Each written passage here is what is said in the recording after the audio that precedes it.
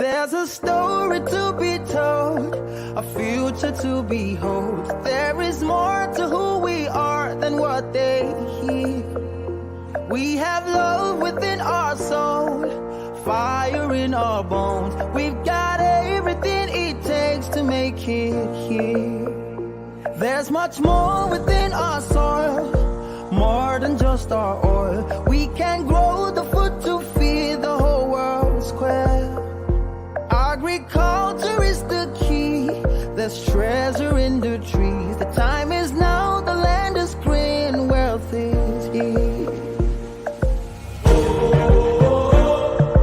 This is our nation, this is our land.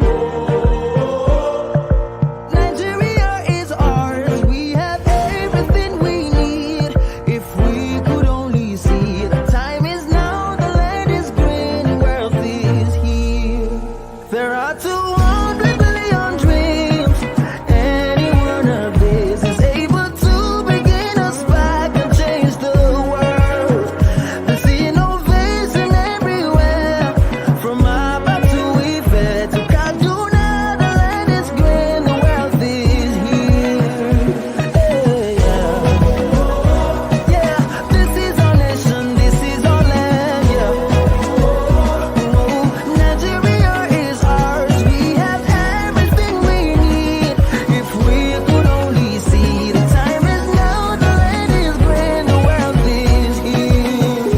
If you take a look around from the north to south, there are opportunities to make it here. But if all you ever dream is to go overseas, tell me how you'll ever know that wealth is here. Oh, yeah, oh. This is our nation, this is our land. Oh, Nigeria is ours. We have everything we need. If we could only see, the time is now, the land is green, the wealth is here. So pass on the baton, pass on the torch. Nigeria is ours. We have everything we need. If we could only see, the time is now, the land is green, the wealth is here. Oh yeah. So this is our nation, this is our land. Oh yeah, Nigeria is ours. We have everything we need. If we could only see, the time is now, the land is green, wealth is here.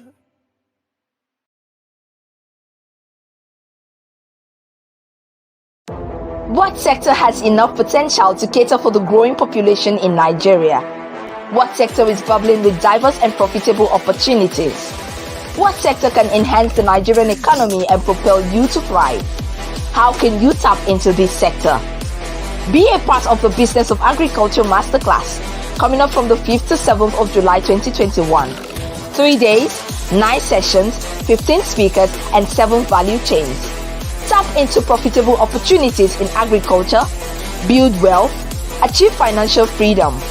Visit www.businessofagriculture.org and register for the free Business of Agriculture Masterclass, designed to make you think agri. This is brought to you by the Private Sector Advisory Group of the UN SDG Fund.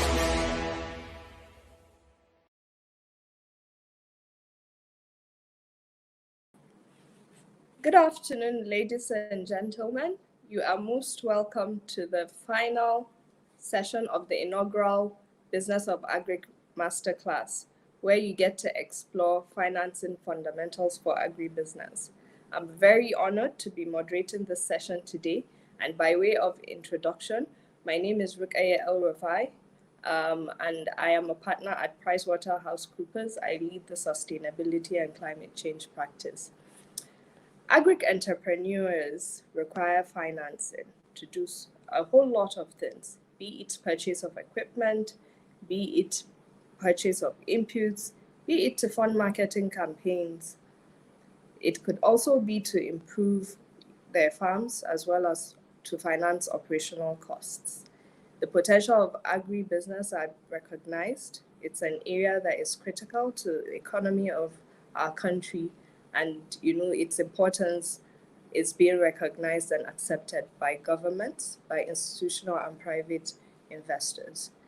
These are all players and stakeholders that are willing and are ready to make funding available. But would they just fund any business?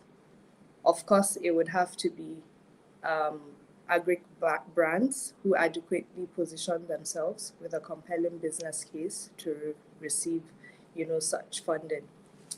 This means that small-scale agri entrepreneurs as well as established farmers can access capital in form of equity or credit to finance their businesses today.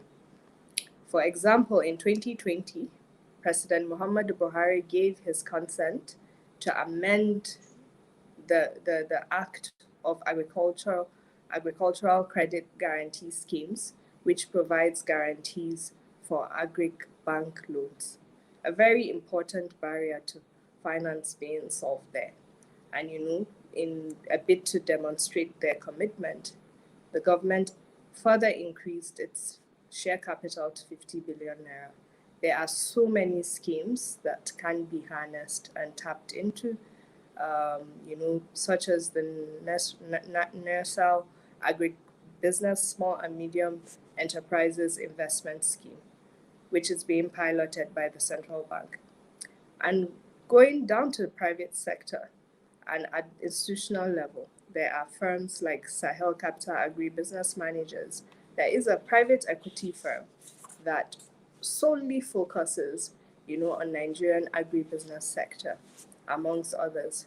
Privately, more individuals are investing through very innovative ways, which we'll talk a bit further about, and they do this directly or indirectly through third-party entities.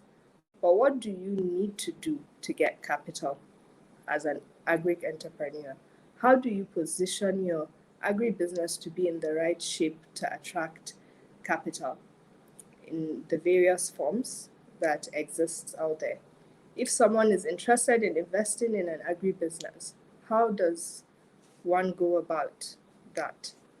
In this session, we'll take a 360-degree view, on agribusiness financing, with emphasis on how to engage in agribusiness financing, what financiers look out for, what agri entrepreneurs need to do to present a compelling case, and to become attractive to investors.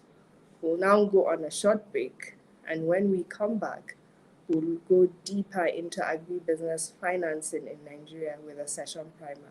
Thank you.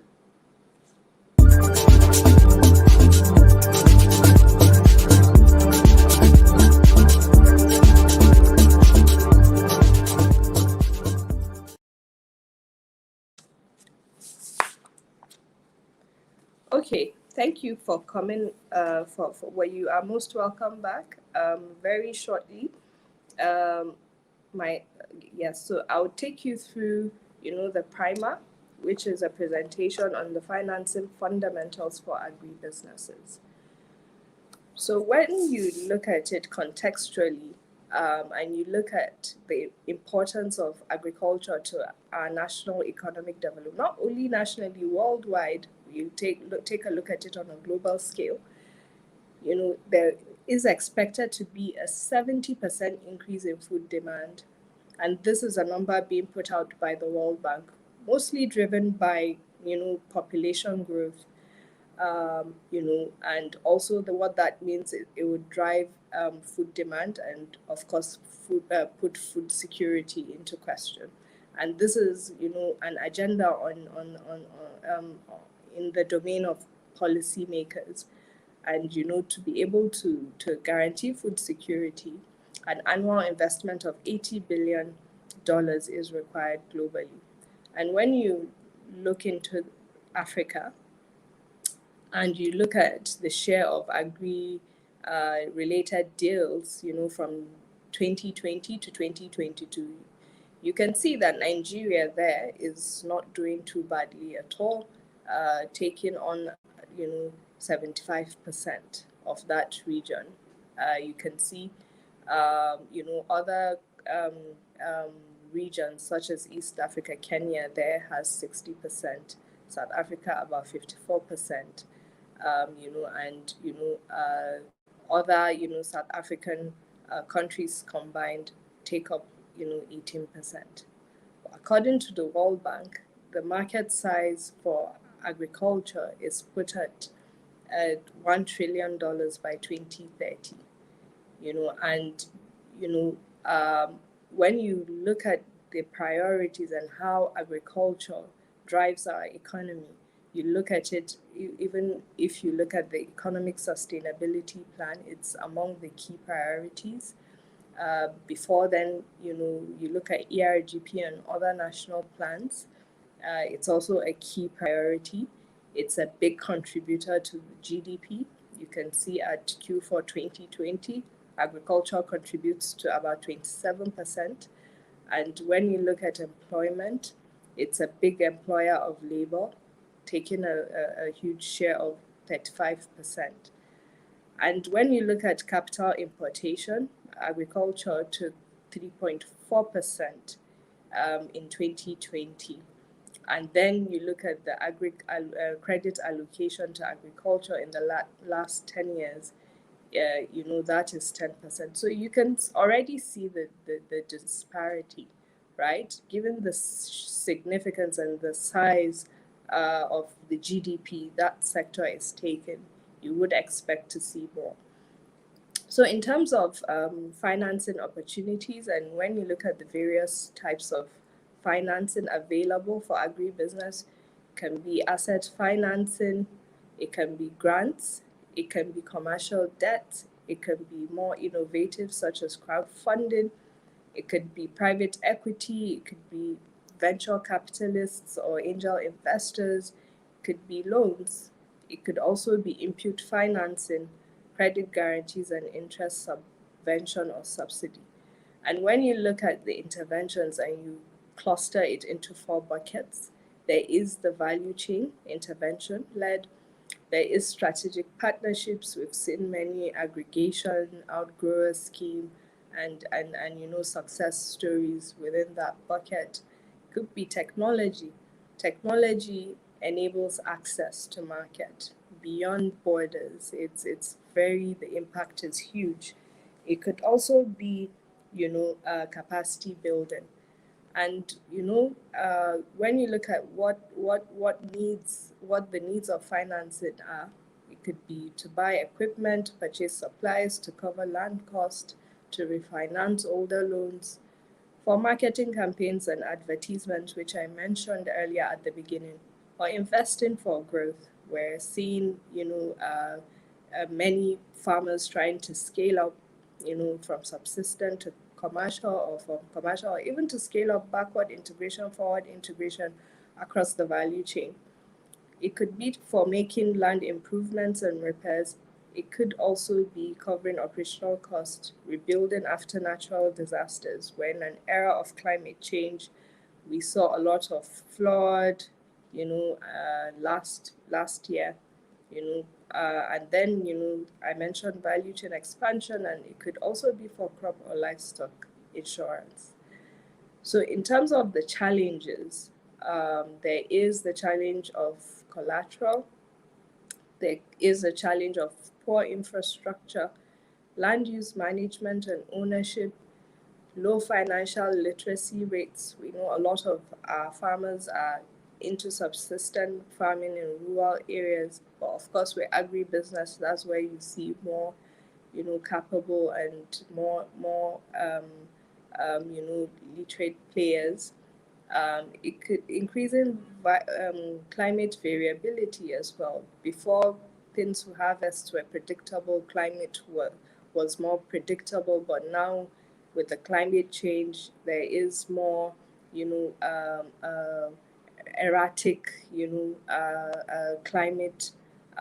We have destabilized, the planet, with our emissions, and that has a significant impact on the regulatory environment as well.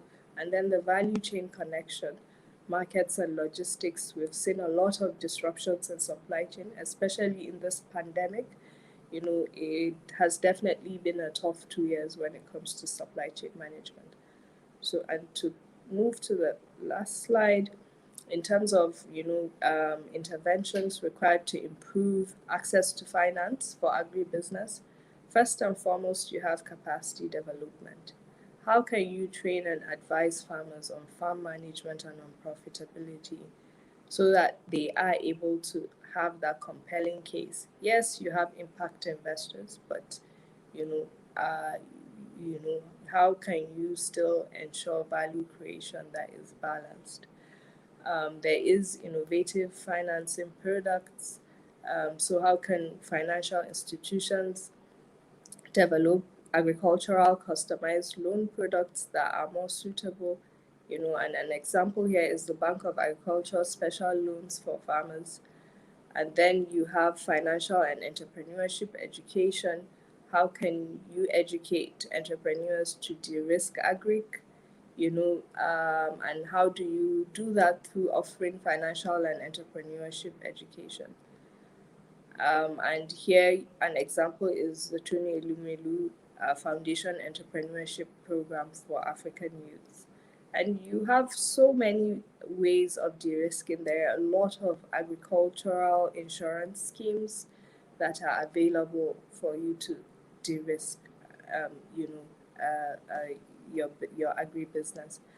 Then, for partnerships, how do you establish strong partnerships and alliances to promote investment in agri? And, an example here is a coalition of farmers engaging with investors and capital market players for attracting, investors. The last is leveraging technology. I mentioned earlier, it's important for supply chain, for market access, for even farming with early warning systems, and providing information, to farmers. How can you deploy high-end technology to enhance efficiency and convenience of access? And an example here is Complete Farmer, using mobile internet to connect agri-businesses across the entire value chain.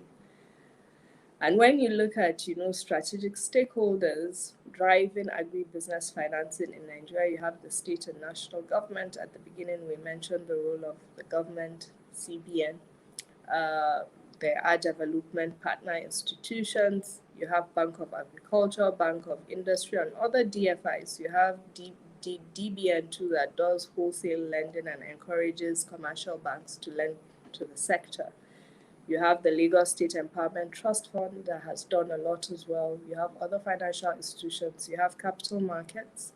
You have private investors and philanthropic organizations. And in terms of success stories, you have Farm Crowdy. Very soon, I'm happy to say part of our panelist, which is a session we'll get to shortly. You have Complete Farmer, which I mentioned earlier. You have Thrive Agri that supports scale-up of farmers. You have the Pisal Tree as well, and you have Farm Fields as well.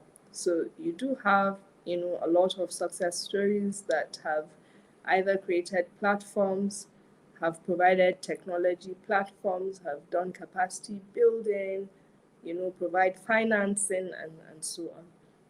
So in terms of the stages of businesses, that financing can be accessed. It can be at idea stage, it can be at early startup stage, it can be at growth stage, it can be at maturity stage, and it can be at public listing stage where you're ready to go on the stock exchange.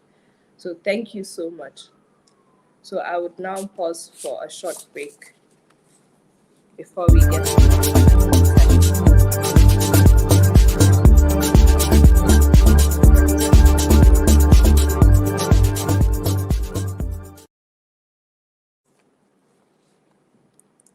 So welcome back.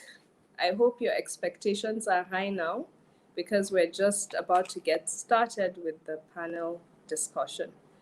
We have a number of experts with us today to break down financing fundamentals for agribusiness. Our first panelist is Mr. Sheye Oyeleye. He is a strategic management expert and human resource manager who has worked in senior management positions both in the public and private sector in Nigeria and Europe for over 20 years.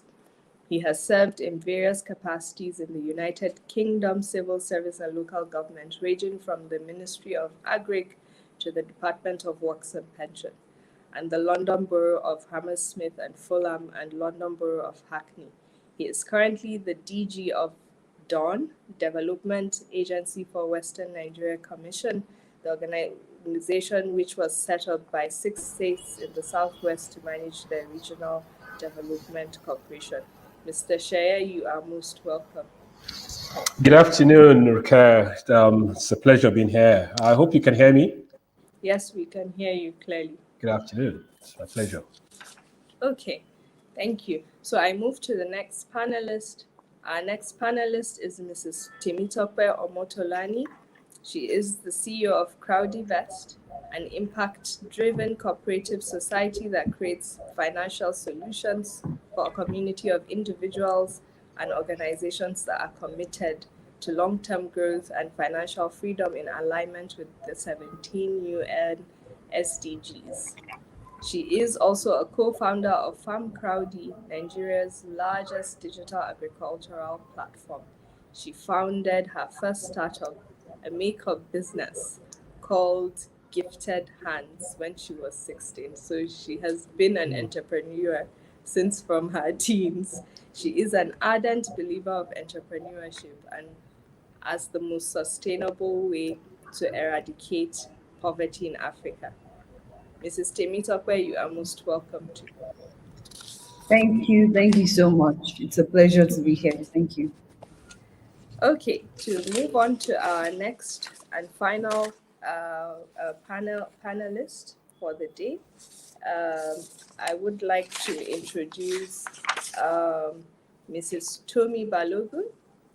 Mrs. Timi Balogun is a leading expert in financial education and investment advisory space with excellent competence in helping young working professionals build wealth. She has a proven track record of helping people gain financial literacy and build investment portfolios seamlessly, with a career of over 15 years spanning across investment advisory, fintech, value-added technology, telecommunications, and management consulting. She is indeed a force to reckon with in Africa's financial services industry. She is currently the CEO of 12, a digital financial advisory startup that promotes financial literacy using communities, investment clubs, and technology for its operations. Constantly, Timi and her dynamic team push out digital financial solutions that are designed to help youths invest simply and correctly in a way that supports economic growth, impact investing. So you are most welcome, Mrs. Timi. Thank you so much. It's a pleasure to be here as well. Thank you. Okay, so I welcome all our panelists to this session on financing fundamentals for agri-businesses. Going forward, I'll be asking you specific questions around our topic to give our audience full insight on agri-business financing. Okay, so to start the session, Mrs. Timi, can you describe the various types of funding vehicles that agribusinesses can engage? All right. Thank you so much, Rukaya. And it's good to be starting off with sharing my thoughts, being involved in helping to finance a couple of agri-businesses over the past few years. Right. So in terms of what's funding and what financing options are available, I guess it starts with the very basic, which is savings, right? So with savings, you're basically considering the founder putting money from his own, savings, which is like capital, into that business. And then obviously maybe raising money from also friends and family, right? So that's like the very first level of how you can raise financing for your business with your personal savings as a founder, or raising from other external parties from their savings as well. Then you can also look to institutions that give out debt, right? A lot of when you were taking your primer, okay, a couple of institutions you mentioned give out financing to agri-related businesses because it's such a core sector in the economy, right? It's very important that we begin to grow that sector in a sustainable way. So in terms of commercial debt, you can go to commercial banks, development financing institutions as well. They have different kinds of instruments for the agri-financing space as well. And then going into more innovative ways that have come up in the past few years, you can speak about crowdfunding. Crowdfunding is when there's a platform for that connects investors with the farmers, basically. And there are multiple models that we've seen being implemented in the past couple of years where the technology company or the platform works with the farmers, creates specific projects, and then brings them to the investors to participate in and invest their money in. And I thought that was a really innovative way. And like you mentioned, Farm Crowdy was one of the innovators in that space, very first player in that space, and it really changed the game and how we crowdfund for agricultural businesses, right? And then moving on, you have businesses that can take on equity as well, basically give equity in exchange for funding. So that may be in form of venture capital, which is really for where you're starting off and you're about to venture, where you're maybe at seed stage or pre-seed stage. That's where you find venture capital. But of course, there's private equity as well.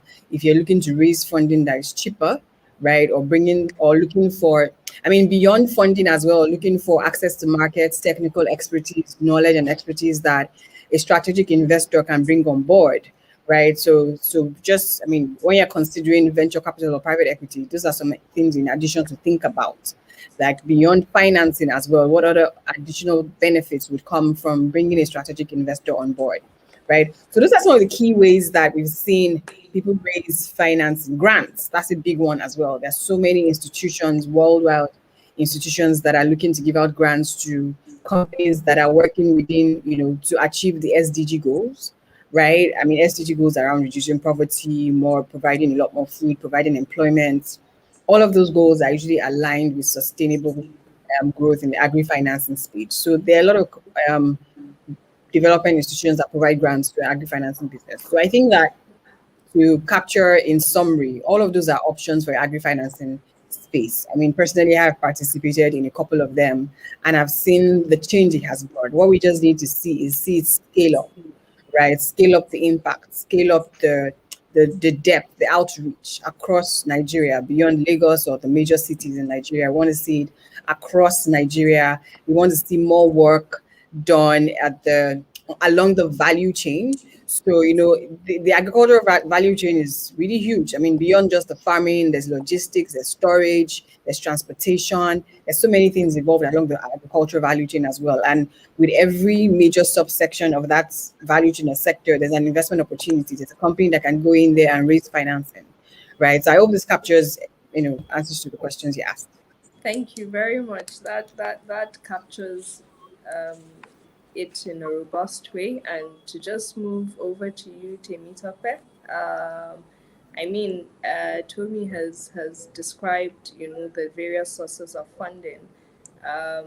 Businesses have different stages and evolution life cycle. What stage of business is each funding type suited for? If that's the case, if there is a stage that is suitable for different types of the funding types. Okay, so there are no specific stages, to be honest.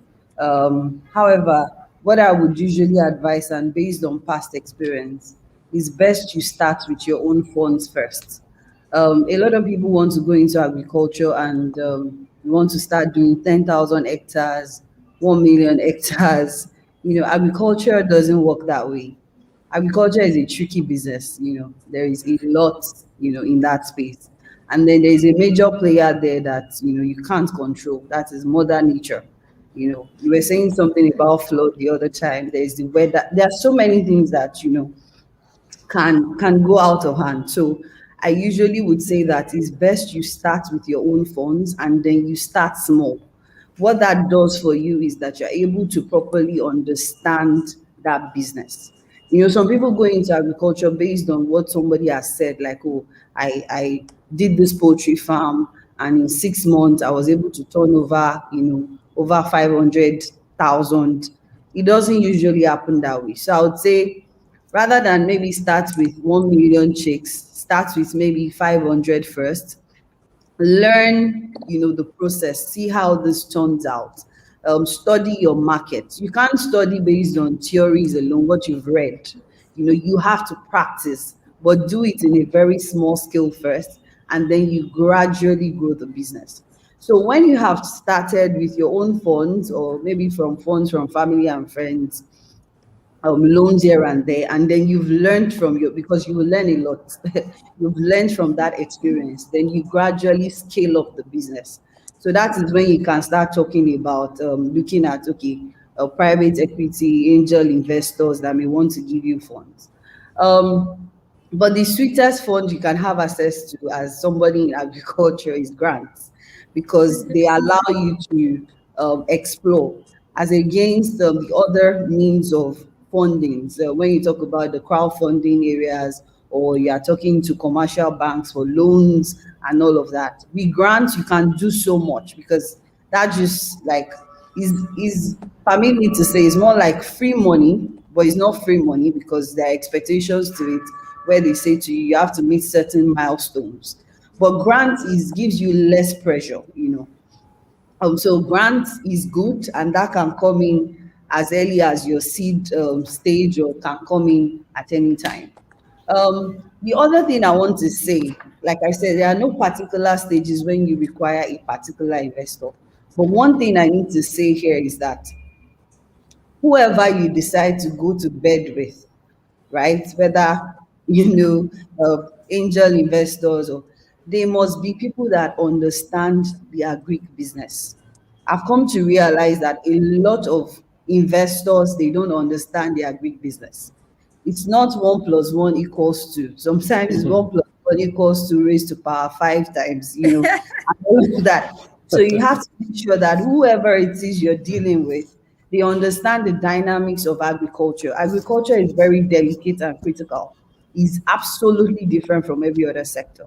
So that understanding helps them to even understand your capital injection, when you need funds and when you don't need funds. Again, I would also say that you, as a business owner as well, you have to be able to be very reasonable and critical about your business, to analyze your business and know what you need now. So some people might say, okay, I can give you $5 million. The truth is, does your business really need $5 million right now? Especially when you are going to be paying interest on it. It's not free money. If it's grant, I'll say, okay, oh, all well and good, collect it and make good use of it.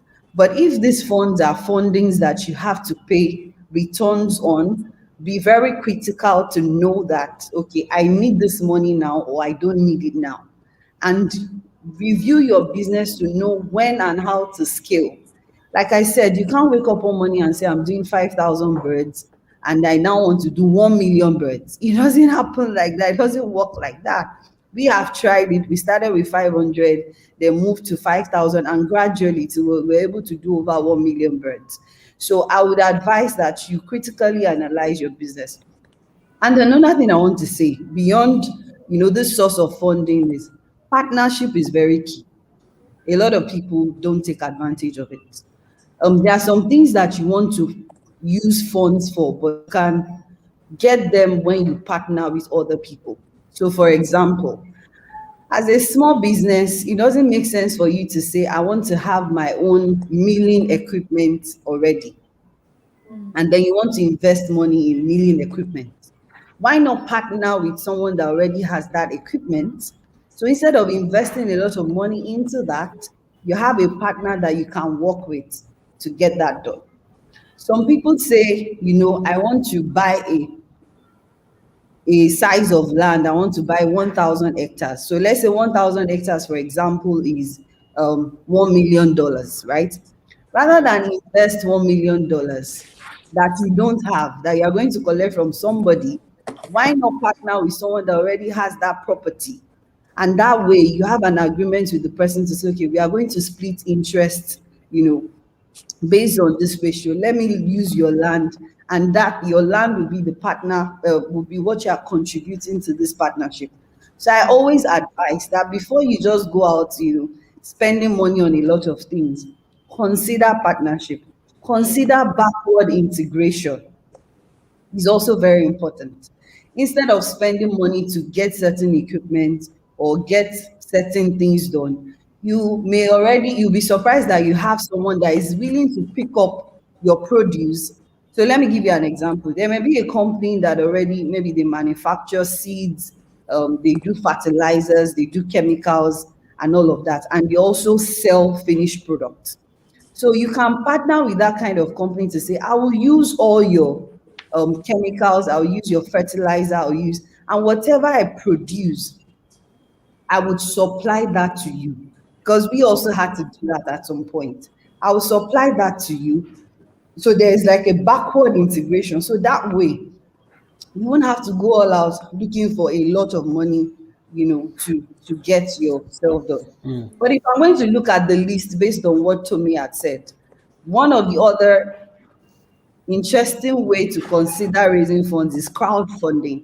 However, you also have to be very smart, because when you are crowdfunding, there is a timeline to it. When you tell your investors that, okay, I need this money for 6 months, I'm going to pay you back this certain returns, you had better be sure that this is what you're doing. But what that does is you quickly get what you want. That's the advantage of crowdfunding. Once you put it on the platform and people believe in the idea, you're able to quickly raise the money. But the trick there is that sometimes it's time constrained. It can be crazy, because you can't come back and say, guys, I'm sorry, I couldn't pay you back when I promised to pay you back. And a lot of businesses has gone into trouble, not because they intentionally started to, collect people's money and not pay back, but a lot has happened. There was a COVID year, and so many things has happened that has affected a lot of people. So the other consideration that I think is really good would be to get an angel investor. However, they should be people that understand agribusiness and are willing to hold you by the hands and work with you.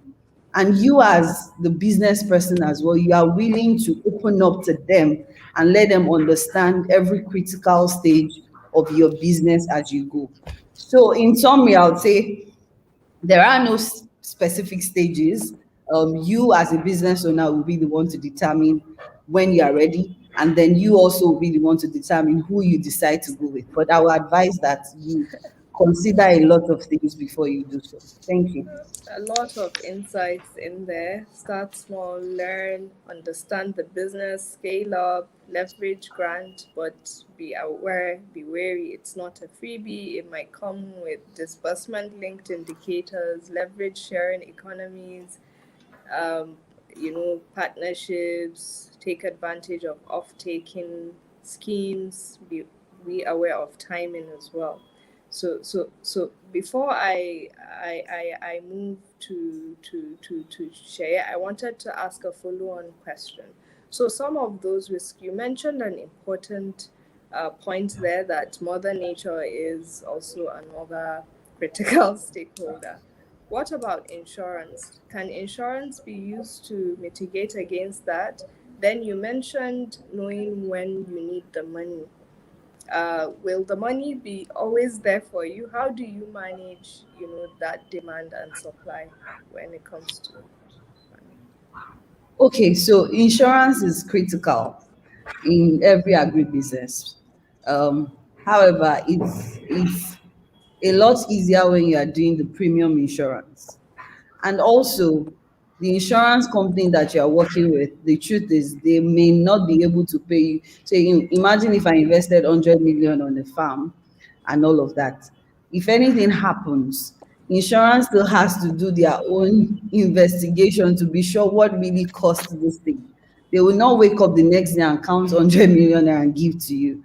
So there are also a lot of critical things you need to consider with insurance. But insurance is Anybody doing agribusiness must have insurance. That's a you can't even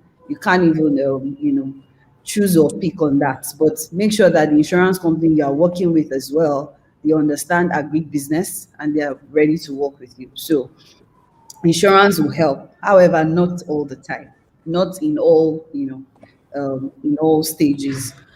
The second question was, okay, so what I meant was, see, so for example, I as a business, I should not go and collect 5 million naira when I know I don't need it right now.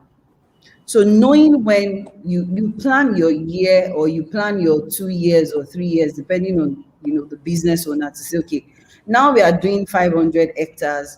In the next 1 year, we should move to 600 or 700 hectares, and these are the requirements.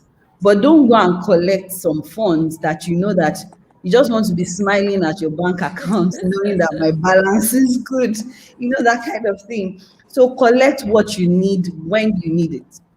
So that's why I said, when you also work with an investor that understands the nature of your business, they are able to do capital injection when you need it. So I can sit with an investor to say, you know what, I need $5 million in the next 2 years, but these are the breakdown as to when I need what. So I don't end up collecting 5 million naira, keeping it somewhere when I don't need it then. So these are also conversations you should have with your investor, to say, these are my needs. This is when I need what. Okay, I'll start with $300,000 this month. Next month, I'll need the next injection. The other month, I'll need the next injection. But don't just collect funds and and keep it. That's what I mean. Thank you so much, Timi. Moving over to Shaya. Definitely, right now you sit or you oversee an organization that aims impact investing. Sure, investment is critical for you and what sectors you invest in. So, how can a potential investor engage in these financing vehicles? Thank you. Actually, it's quite interesting listening to the experts, particularly Omotolani, and sharing our own real life experiences. Now, as a potential, one of the things I've always encountered in this job is we find, I did a lot with diasporans, as an example, who have the capital and they want to invest. So they'll call my office because I said I deal with, I work across 6 states, and a major plank of our job is agriculture in Western Nigeria. So you find a lot of diasporans call us and say, oh, I have 100 million naira, where should I put it? Well, how should I?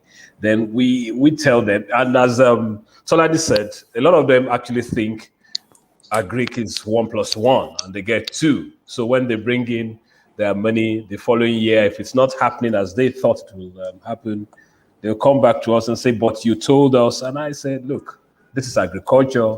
It's not that straightforward. But going straight to your question, I normally say that you need to identify, first of all, the interest of the sources of the funds itself.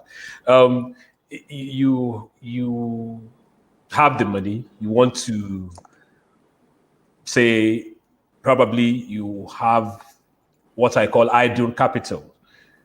You can easily put that in cocoa because it's idle capital. But if it's someone that says, oh, he wants his returns in the following year, then you're looking at cassava. Now, are you saying that the returns I get on cassava will be what I get in cocoa? So if your money is not patient, you need to identify where you want to invest your money. Because, as I said, again, I've seen 1 or 2 examples that I've had to intervene because of COVID. I've had people invest money in farms last year, and the returns they were expecting, it's not even happening. You can imagine putting down like 10 million, and you've not even gotten a penny back. So we tell them that, look, yes, you are expecting something to happen up overnight, but it hasn't happened. It is part of the risk. Unfortunately, they didn't have the patient money, so that's an issue at the moment which we are trying to sort out. But I say, look, identify what you are investing in to start with. Then again, we are saying that you need to, if you are proposing a project and you want to pitch it to a potential investor, you don't need to, I say it clearly that don't paint picture that is not, don't paint that all El Dorado rosy picture. You need to be upfront. Let them know what they are getting into. Again, we've had experiences where you are trying to attract investment from an investor, and in pitching you decided to you're telling what is not, basically saying if you bring in your money tomorrow pigs will fly and stuff like that. And we tell the investor and the person trying to attract investment, please be upfront with each other. Let them know what they're going into. Because one of the challenges I was at a diaspora conference last week in Agri, and our diasporans, and because a lot of them are actually interested in agriculture, so I keep using diaspora as an example. And they said that a lot of the time it's the issue of trust, Trust. They told them something, when they brought in the money, it's something else entirely. So we tell, look, if you're a potential investor, be very sure, read up on where you're putting in your money, be fully conversant. Don't just listen to, because your auntie said if you bring in 5 million, you get 20 million. That's not a way to invest.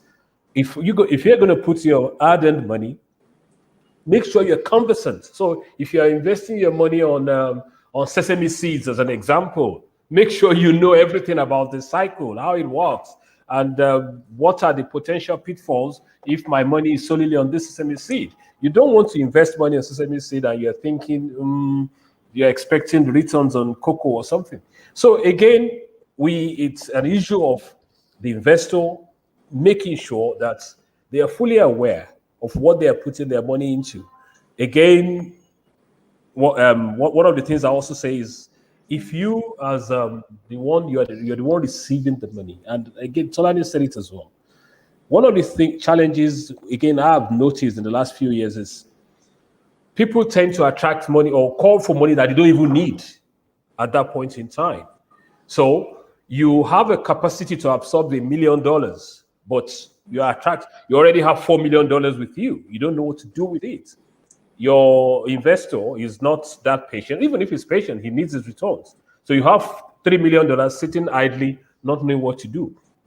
Basically, it's because maybe you've overestimated your capacity, you're not sure, or even if you didn't overestimate your capacity, you've basically told the potential investor that I can do this, I can provide you with XYZ, and they brought in their money. Unfortunately, you are not meeting up. So the issue is the investor, the potential investor, must be fully aware what they're doing, and also the person who is attracting the investment must be upfront. If you do that, the issue of trust, that was, as I said, that was a major thing that came up at the conference I attended last week. The issue of trust is no longer there. I have dealt with a few investors a few friends who've invested their money, and I'm not generalizing here. They invested their money in agriculture in Ghana. Nigerians invested, and they told me that the experience that they had in Ghana with their investment is totally different from what they had in Nigeria. But thank God that we have the likes of Farm Crowdy, who are like basically showing the way. But as you have the Farm Crowdy, you also have I don't want to use the word unscrupulous, people who are not that straightforward. They just think, attract the money, fly by night, and then they give those who are genuine bad name. But potential investor, I always say, be fully aware, have your antenna fully extended before you dip your money into any sector. Of insights. So agri would require capital. We need to understand diaspora. Mr. Peter, he always says, believes in diaspora. Feedback is they want to make that governance terms and the issue of trust. So it's probably as for us to take seriously. You know, to now move to the topic of and determining, you know, of an entrepreneur's agri-business. Start with Timi. Let me ask, it is important to worth agri-business before.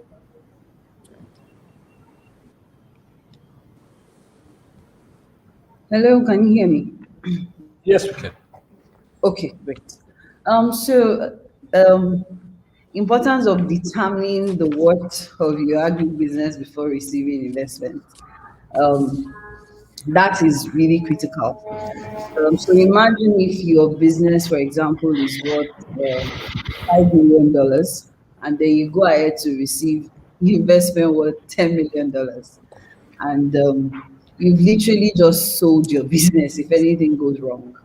Um, so it's very critical. Like I said, when you get funds, because the truth is, you see investors that are really, really interested in your business. They're excited and they're like, "I'll give you this money, you know, at this rate," and all of that. But then you have to go back home and sit down with yourself and be critical, because that's one thing that we business owners sometimes don't do, especially when we feel like the banana is being like is you are dangling banana in front of a monkey. You are just so excited, like, oh, this is free money. When next am I going to get this money? So you have to be very, very careful and very deliberate with your business, except it is a grant or except it's free money, like I said, where you there are no expectations in terms of, oh, you have to pay back these returns and these are the timelines and all of that. And these monies, you can't just keep them sitting in the bank. So imagine if I'd promised to pay back 20% in 1 year, and then I collect the money and it's just sitting in the bank. And maybe the best a bank will give me is maybe 3 to 5%. And I'm meant to pay back 20% on this money. I'm already in trouble. That's what it means. So very important to really look at your business. And sometimes you may not even be the one to do it. You may have to, your finance person also needs to help you here, where they sit down with you, your compliance person, everybody is looking at it and say, okay, madam, I'm not sure you need this money now. This is the portion that you need. Like I said, the most important thing is whoever you are getting the funds from, have conversations with them, because they are sometimes they are willing and open to, you know, extend these fundings beyond that timing to say, okay, this is what I need now, Yeah. right? Again, another thing I need to say here, based on experience, don't collect funds that is meant to be project based and start using it to run your what's it called now? Paying salaries, then you change office, then you know all of that. No, especially when you do crowdfunding or even when you raise monies from commercial banks and all of that. When you tell them that this money is for this particular project, be sure that you are spending that money on that particular project. Don't use that money to then say, "Oh, the company needs to buy a bus now," and then you start using it on your expenses, because it doesn't tally. So be sure that the funds you are collecting is meant to cater for certain needs, and you try as much as possible, be disciplined enough to ensure that that caters for it. Because by the time you buy a bus that is not needed or was not, you know, agreed upon when you were trying to raise the money, the boss is not going to give you that interest rate almost immediately. Yeah. Except you are saying, okay, the boss is going to be an additional source of income that will generate more income for your business. So the determination of your worth of your business is solely on you, is solely on your finance person, and is solely on your own integrity as a person, to be not to be greedy, to say, okay, this is what I need, and I'm going to go for it. So there are no, again, there are no criterias to um, to put in place to say, okay, this is, what you need to do to know how much you should get, when you should get it. You look at it, except again, if the funding is just to expand, because sometimes you get funding to expand the business. So you are trying to do more on infrastructure, you want to get more machines, you want to get those ones, that whatever funds you are getting, they are patient capital funds that maybe you've gotten for like 5 years or 10 years. So you can plan. But a fund you are getting for 1 year is not a fund that you now start buying machineries. I had someone who had a major experience, got monies from these guys, and he had the money for just 1 year. So I don't know how you got that advice. Someone just said, you know what, let's buy this processing plant, put it in place and all of that.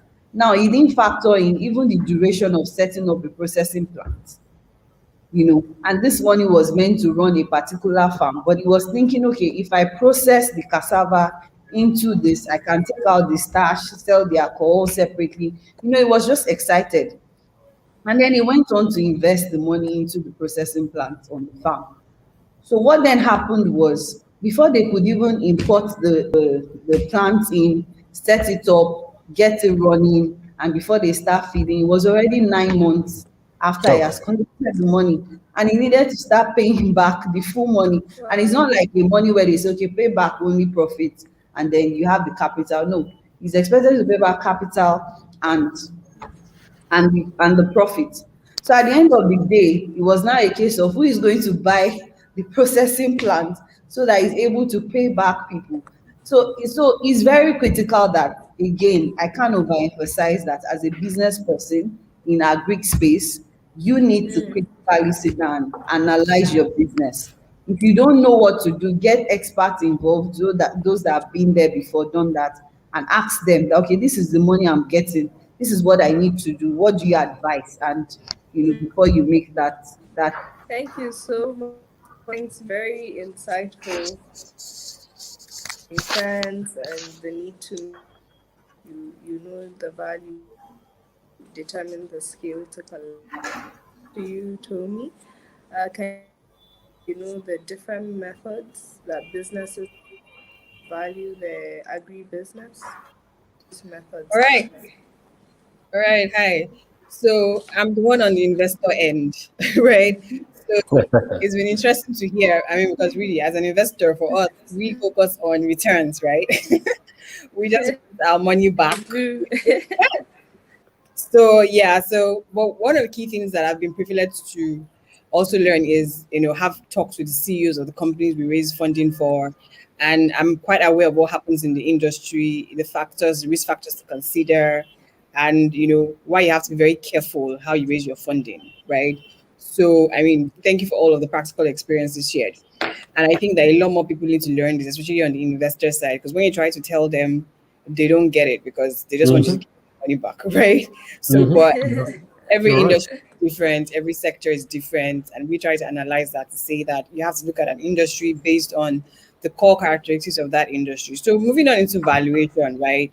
I mean, talk about a lot of things. Why is valuation important? Because you really have to know, I mean, on what basis you want to bring investors in, right? So it's usually a very important thing to consider, but it's also usually a very tricky and sensitive thing because there are different methods on how to value a business. I mean, the very popular one is the DCF method, but there's also the times revenue method. There's also the earnings multiple method. There's the book value, and there's the liquidation, right? I think that's 5. So DCF, times revenue, earnings multiple, book value, and liquidation value. Those are like 5 core methods that apply to small businesses. Now, I'll break it down each one and explain how it works and maybe some key things to watch out for, especially in the agricultural space, right? So the times revenue, that's usually used for businesses that are, small businesses that are starting off, where you just say, what is the revenue of this business? And then what is happening in that industry? And you say this business can be valued at, say, 1 times revenue, 2 times revenue. So if the business is at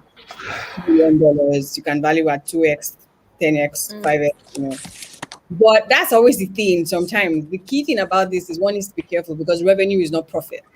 right? So that's always one key thing that a lot of people have to be very careful about. The fact that a business is making this revenue at this point in time does not mean that it is profit.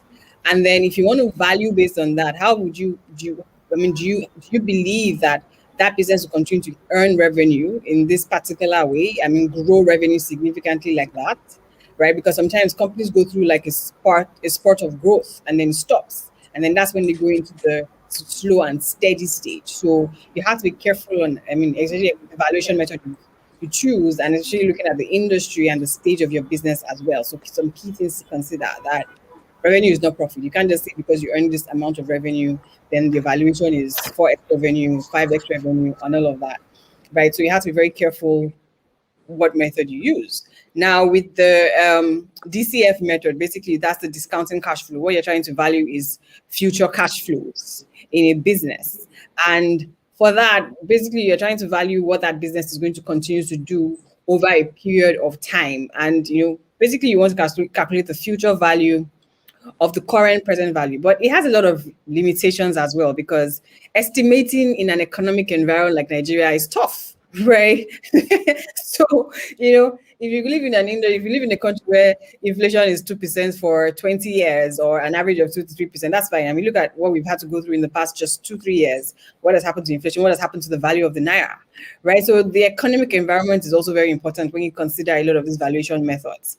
And of course, when you're looking into the investment model, those things need to be assumptions that you put in place as well, right? Determining that how do you really want to value future cash flows, and then if you're valuing that, are you going to take into consideration some risk factors such as inflation, such as devaluation risk, and how it affects the value of your business, right? So a lot of people have to be careful about that. I mean, there's this huge race. Everybody wants to become a unicorn now, right?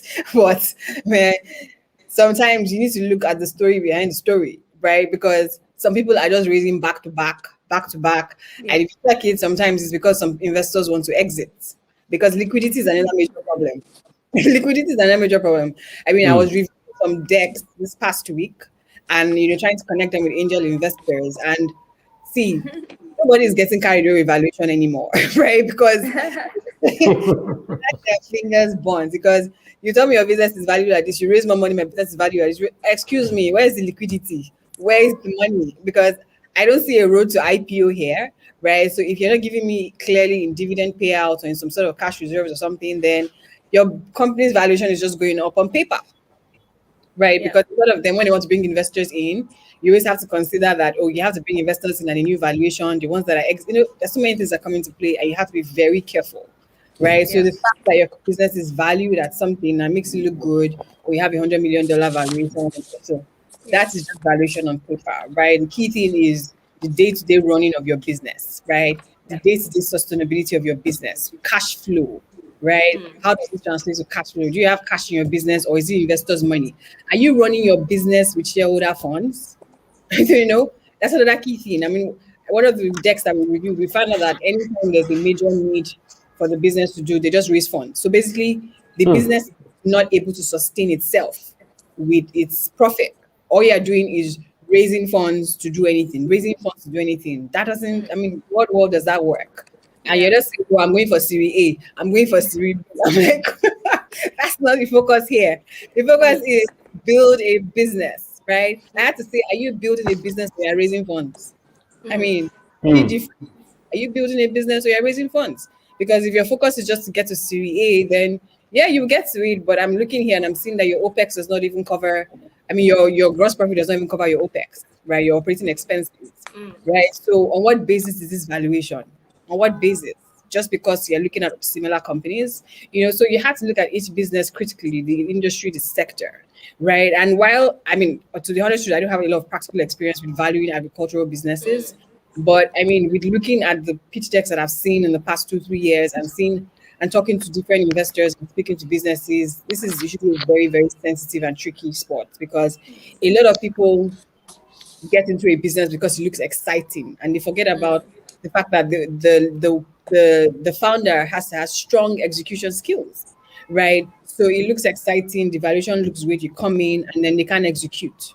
And there have also been cases where they give you at a certain valuation, then they go behind your back and give somebody else at a discounted valuation. right? So, you know, so many things I have to be careful about. So I've talked about time revenue, DCF.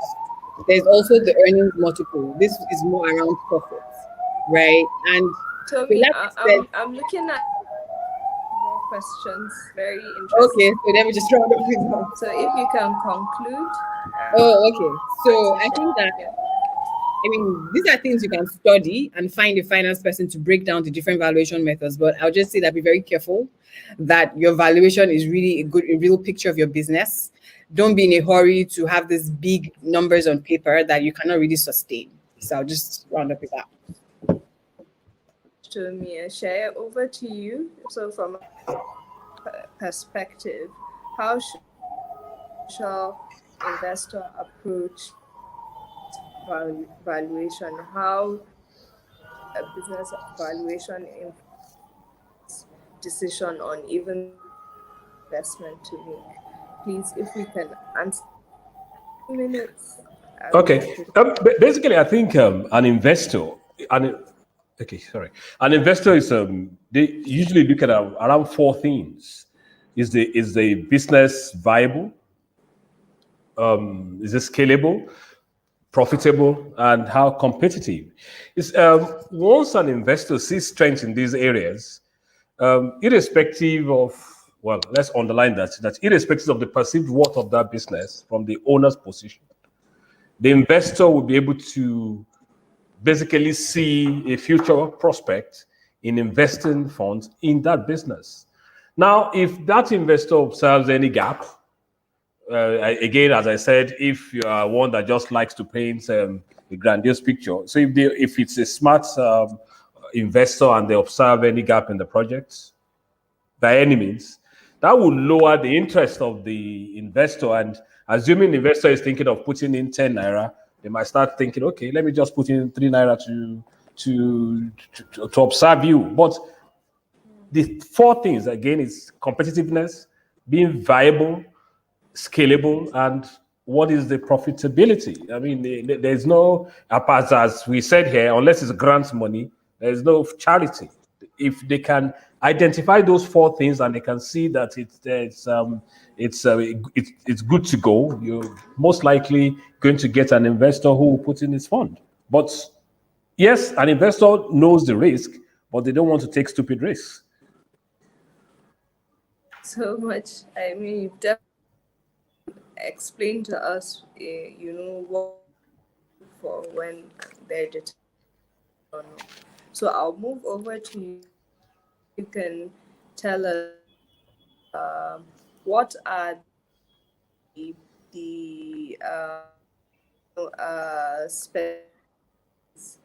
you know can interest that agribusiness engage.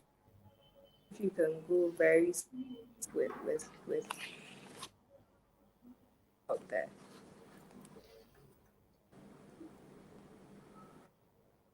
So me.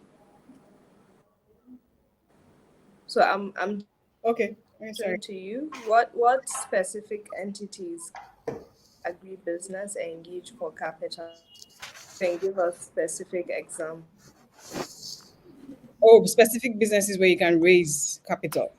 And that Okay. All right. Can you hear me? hear you please. Well, I think that there's a wide spectrum in terms of how you can raise capital. I think that definitely start off with your money first and then look to DFIs for grants, right? Because I mean, like Tokwe mentioned, and I think Shay as well, that's really the best place to start. It does help to find funding to make a lot of your mistakes and learn and all that. And then when you're thinking about scaling, and then if you think that you're ready, you can begin to consider entities such as, well, commercial banks are tough, but you can consider them. Some of them claim to have some agricultural funding desks, right? But honestly, it's not that straightforward. You can look at CBN. CBN says they have intervention fund, but you can consider that as well. It's a tough environment, which is why I understand. I mean, which is why I was very innovative when Farm Crowdy and the others came on board to, kind of like funding, because funding has been a major issue for agriculture in Nigeria, right? So it's just that it came at a higher cost, right? But I think that a lot more investors need more education on the impact and the social impact of their investments. So maybe they will stop just chasing returns, because when you understand how important this sector is in the entire development of the country, how we really need to feed ourselves more as a country, then maybe you begin to think differently about how you view returns.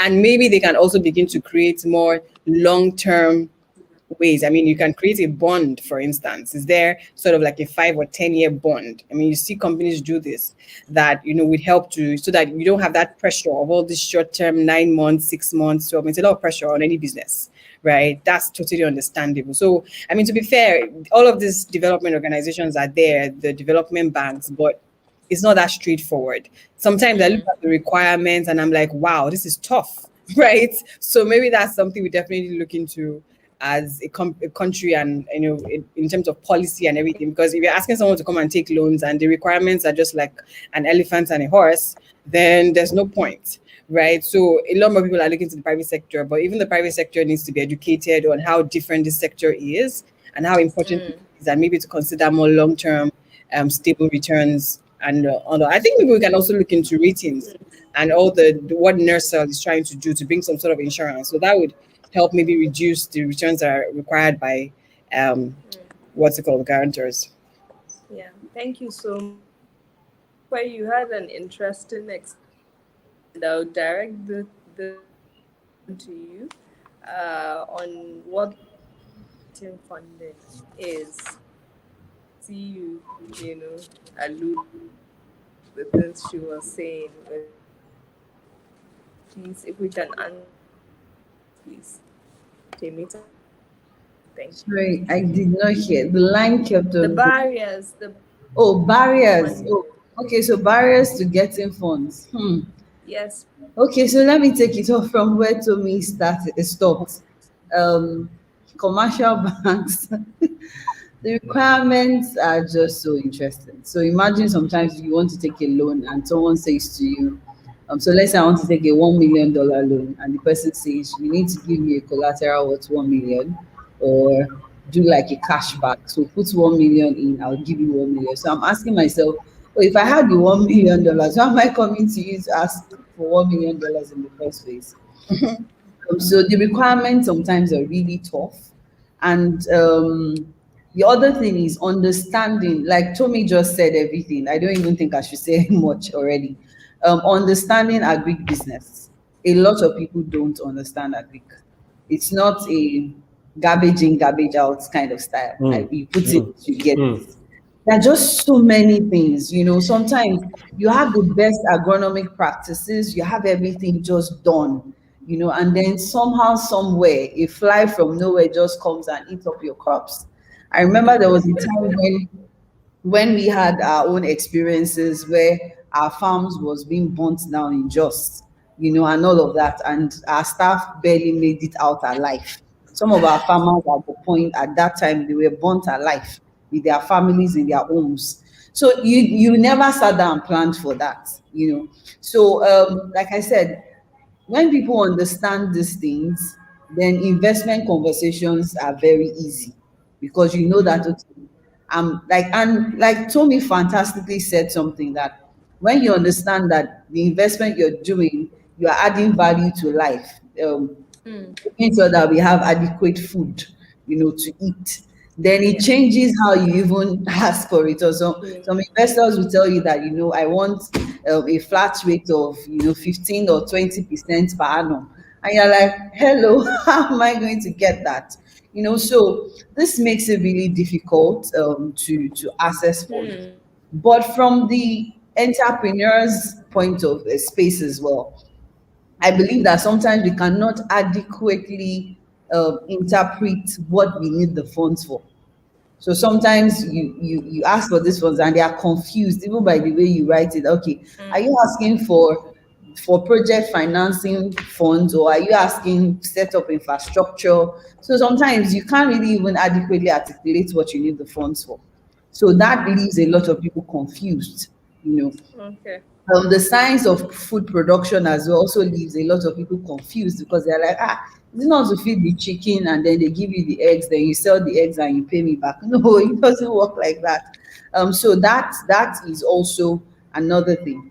Then the other thing that I think is that, like I said, when you've not been able to properly manage your risk, you end up collecting funds and then something happens, you can't pay back. So what happens is that you end up leaving a lot of this agri business owners in a bad light, because once I fund a particular agri project and it doesn't go well, automatically there's just that generalization that all agri platforms are not good. So I'm not going to put my money there.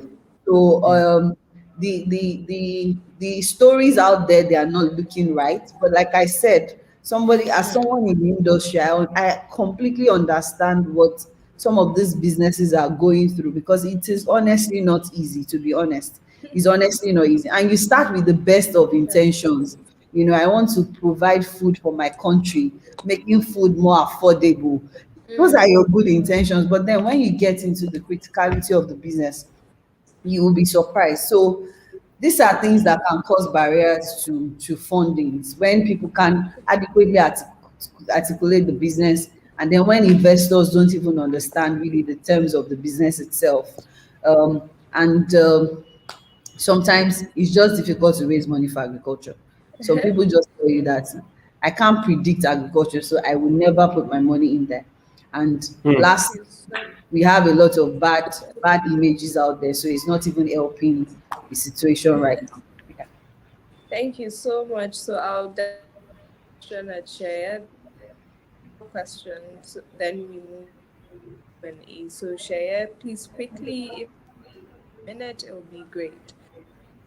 India has seen a lot of macro volatility.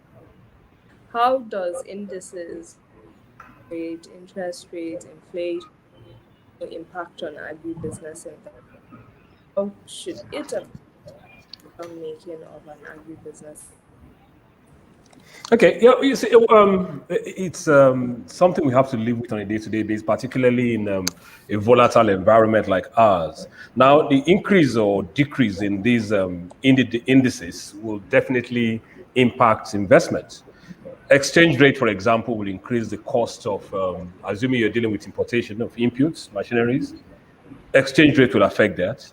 Now, similarly, if you have a lower interest rate, that will enhance the businesses to take up funds for the business itself. But the negative trend of these indices will basically increase the cost of production. In fact, I say this all the time, that I credit the investor or the businessman here in Nigeria, because how do you plan? I remember when I was outside the country a few years ago, and they will tell you the benefits of long-term planning. By the time I returned to Nigeria, I realized that all this long-term planning is it's only theoretical. You struggle to apply that here. So for someone like 3 weeks, maybe 4 months ago, you are buying pound sterling at 400 and something, and today they are saying 700. So maybe you imported something. Even in that 3 months, it's not even arrived yet. So you're already at a loss.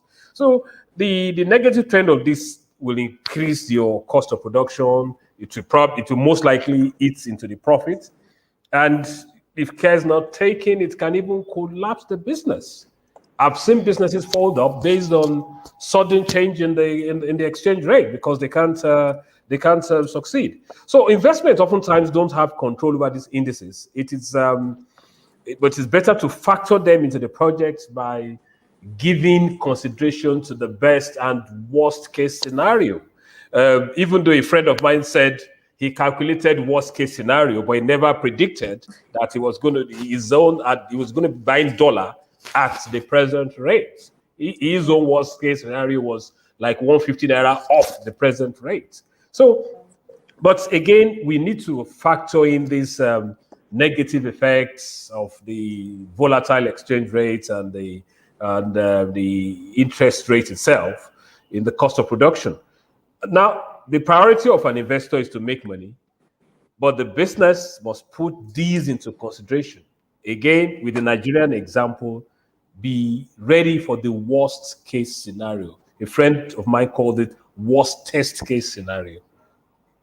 Thank you. And to end the Q&A, if you can answer in a minute, please. For individuals who would rather invest in an agri build one, how do they start? How do people agribusiness? Timi, over to you. If you can answer in, please. Sorry, you are breaking. I didn't get the question. What's the question? How do they start? What?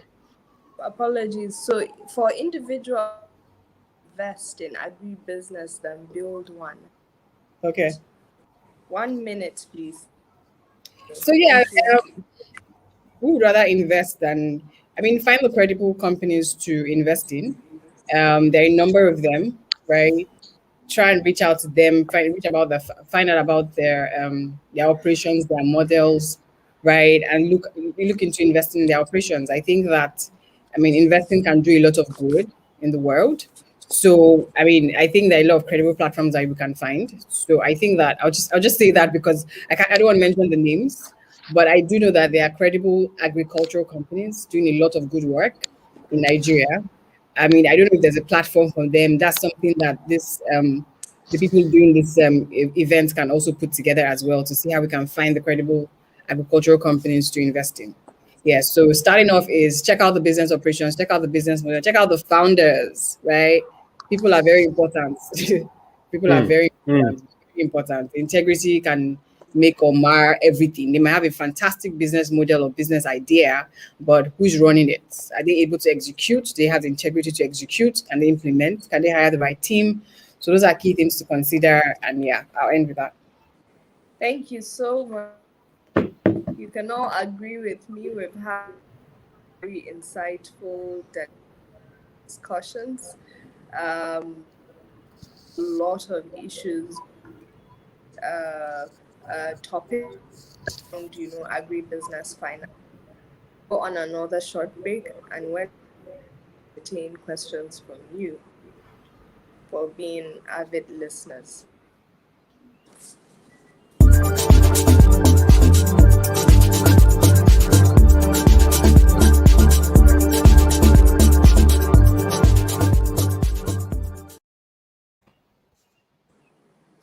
Okay, welcome back.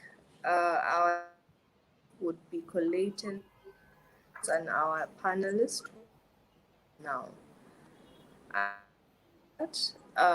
With technical, the questions, please. Question from Kennedy Joseph: ideal sharing with investors and entrepreneurs. And I don't know, Timi, talk about that. Ahead. Oh, well, I think Tommy is in the best place to answer that. But Okay, so I don't think there is a fixed, I don't know, but Tommy can answer, but I don't think there's a fixed rate or there's a Yeah. fixed ratio. So I don't know. Maybe Tommy can say something about okay, so Timi, over to you. I totally agree as well. I don't think it's fixed. I think it depends on the business because the funny thing is, even within agriculture, there are different crops. There's so many things to consider. Even within agriculture, every crop has different approaches, different risk factors. So I don't know. Unless if they want to clarify what exactly they were asking by ideal sharing ratio, are you saying in terms of equity, in terms of profits? What exactly are you asking? But honestly, I think it's a conversation you need to have in terms of an open conversation. What's ideal based on the sector and the risk factors and what it takes to return your profit. Those are key things that will determine what the sharing ratio should be. Question. Thank you. The next to share is from Uche Chuk.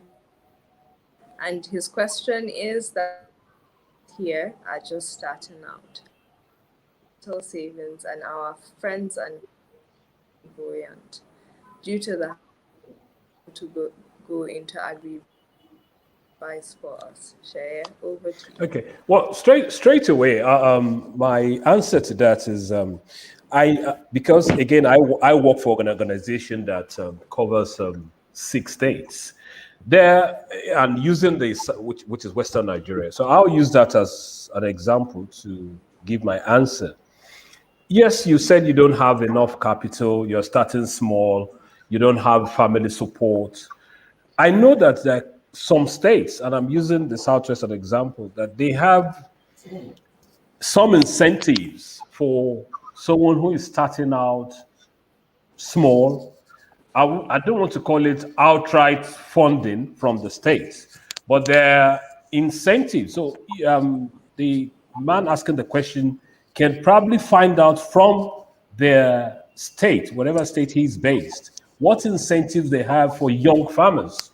Um, an example I would give is in Ekiti State, where it is part of the states I cover. They have schemes for the young farmers that they are able to access soft loans and stuff like that. So it's something that he can find out from his state, because as you rightly said, not everyone has that rich uncle that's ready to put down a few bob to get this going. So find out from your state what incentives. The thing is, these things are not well publicized, and we assume it's not accessible. It's only when you approach them that you understand that, oh, so it's accessible.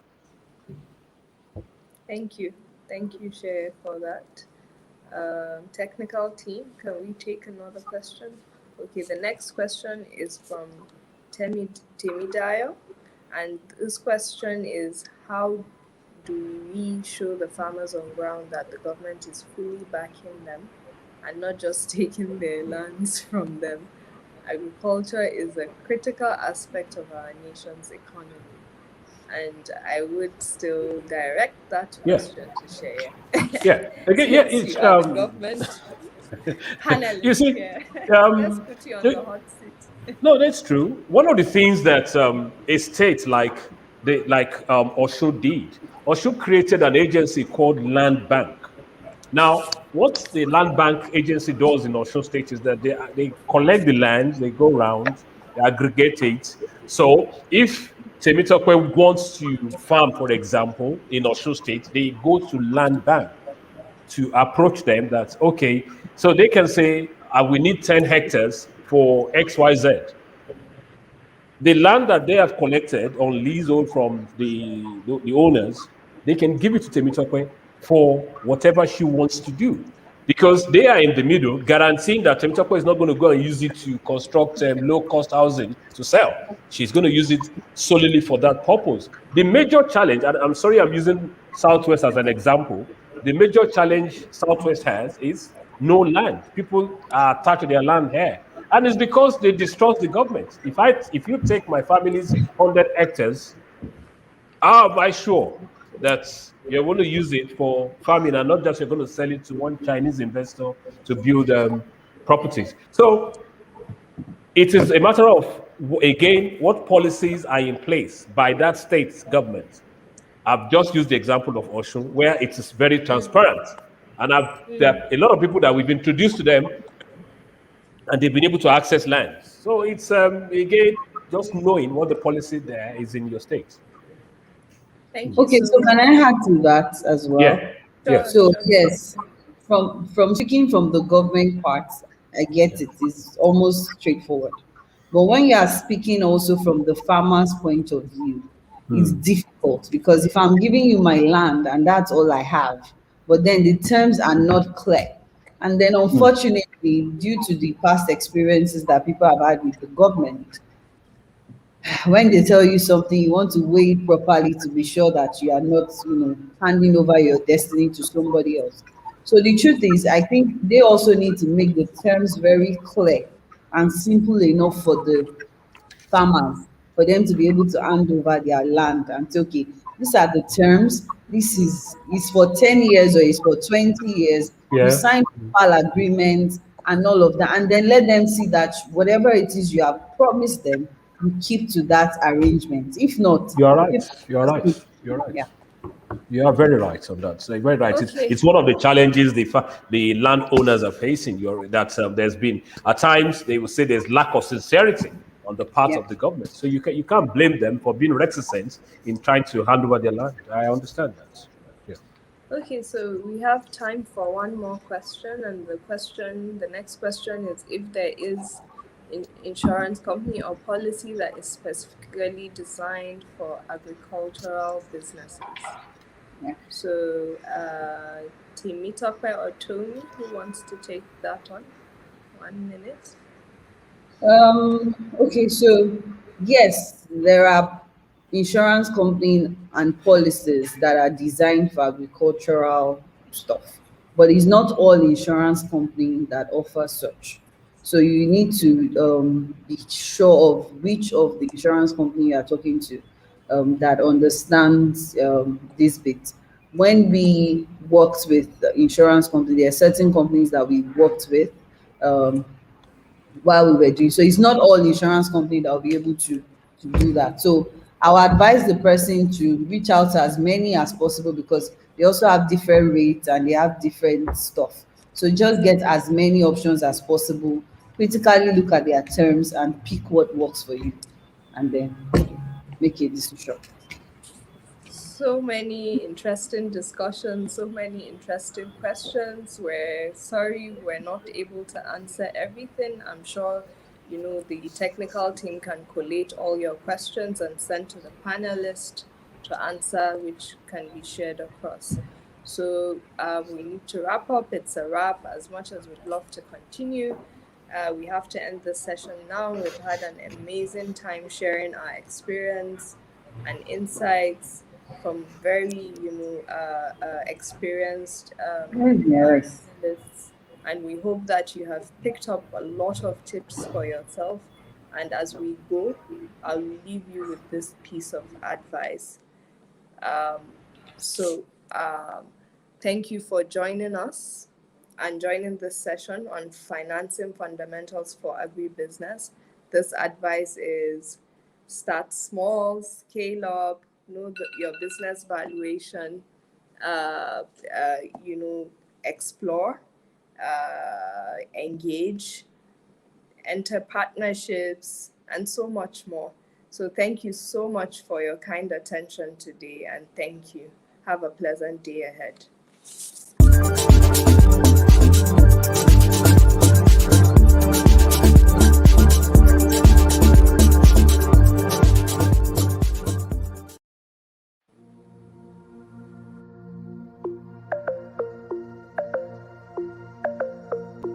There's a story to be told, a future to behold. There is more to who we are than what they hear. We have love within our soul, fire in our bones. We've got everything it takes to make it here. There's much more within our soil, more than just our oil. We can grow the food to feed the whole world square. Agriculture is the key. There's treasure in the trees. The time is now, the land is green, wealth is here. This is our nation, this is our land. Nigeria is ours. We have everything we need.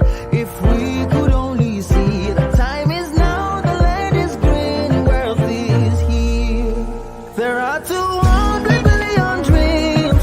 Any one of these is able to